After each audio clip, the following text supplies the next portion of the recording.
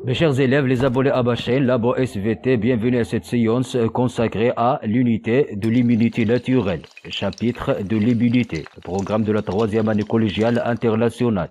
Pour télécharger les animations utilisées dans cette séance, visitez le lien en dessous de la vidéo.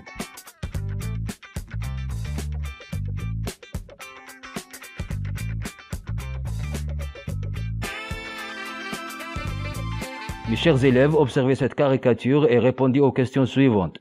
Commentez cette caricature et puis définissez l'immunité. Mes chers élèves, vous allez répondre sans doute que les formes désignent les microbes qui nous entourent dans notre environnement et les soldats illustrent les moyens de défense que notre corps possède pour lutter contre les microbes lorsqu'ils envahissent notre corps. Mes chers élèves, la lutte de notre corps contre les microbes est nommée l'immunité. Donc, l'immunité, c'est la fonction et les moyens avec lesquels notre corps lutte contre les intrus étrangers dans notre corps, comme les microbes. Alors, quels sont les moyens de l'immunité? Pour répondre à cette question, on va réaliser les activités suivantes.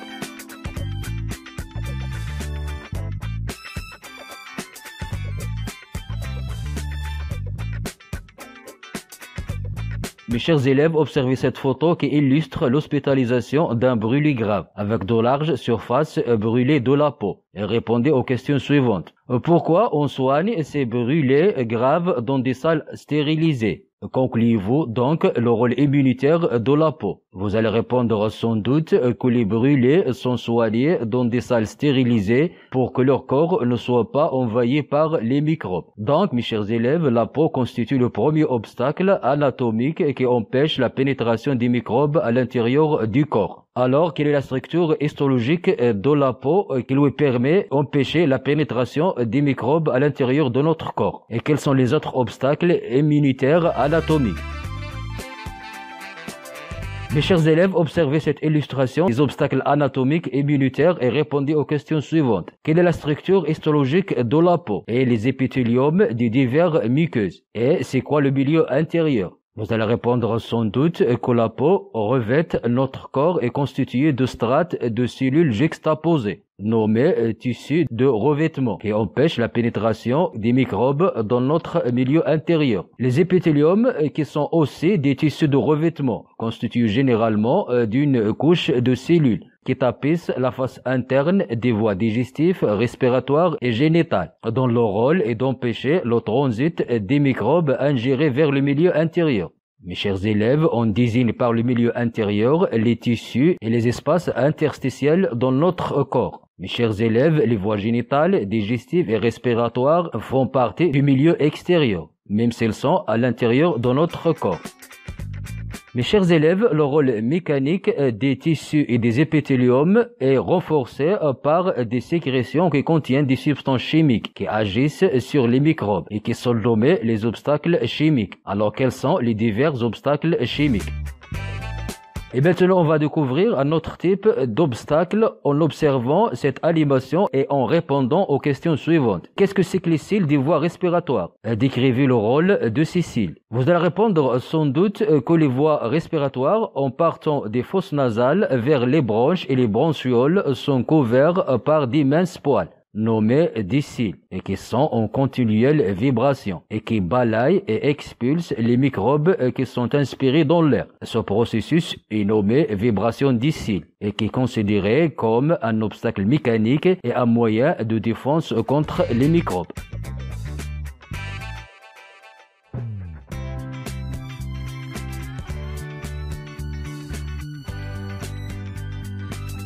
Mes chers élèves, observez cette animation et citez les divers obstacles chimiques et leur rôle. Vous allez répondre sans doute la salive, les muqueuses nasales, les larmes, les sucs gastriques, les sécrétions des voies génitales.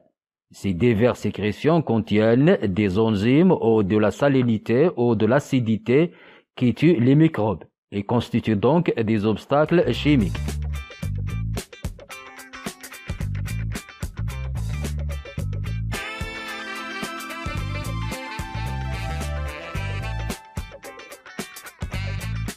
Mes chers élèves, observez cette simulation qui décrit l'évolution d'une blessure et répondez aux questions suivantes. Décrire l'évolution et les symptômes d'une infection microbienne après une blessure. Et quel est le rôle de ces symptômes? Mes chers élèves, vous allez répondre sans doute, lors d'une blessure, les microbes traversent la peau vers le milieu intérieur et se multiplient. C'est une infection microbienne. Après quelques heures, on constate la douleur, la chaleur, le gonflement, la rougeur, l'apparition de puces dans la plaie. Mes chers élèves, il s'agit des symptômes de l'inflammation et qui sont dus au dilatement des capillaires sanguins et un ralentissement de l'écoulement du sang et la sortie du plasma et des globules blancs des capillaires sanguins dans la zone infectée par les microbes. Mes chers élèves, ces symptômes participent au ralentissement de la multiplication des microbes et facilitent la phagocytose. Il s'agit d'un autre type de défense qui est l'inflammation. Alors, qu'est-ce que c'est que la phagocytose?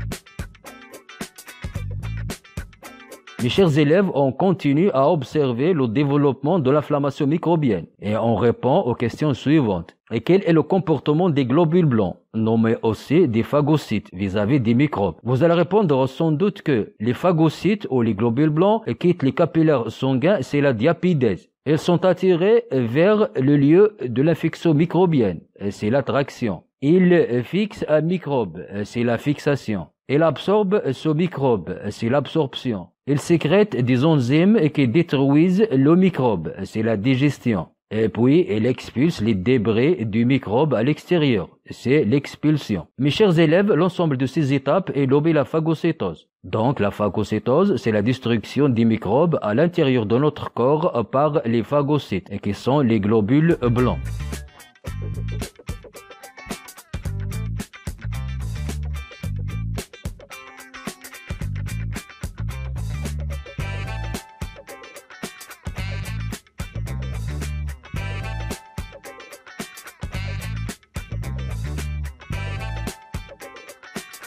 Mes chers élèves, comme récapitulation, les obstacles anatomiques et mécaniques et chimiques et l'inflammation et la phagocytose sont des moyens immunitaires naturels, car ils ne sont pas acquis. L'homme les possède dès la naissance. Ils sont des moyens non spécifiques, car ils sont désignés à lutter contre toutes les espèces de microbes.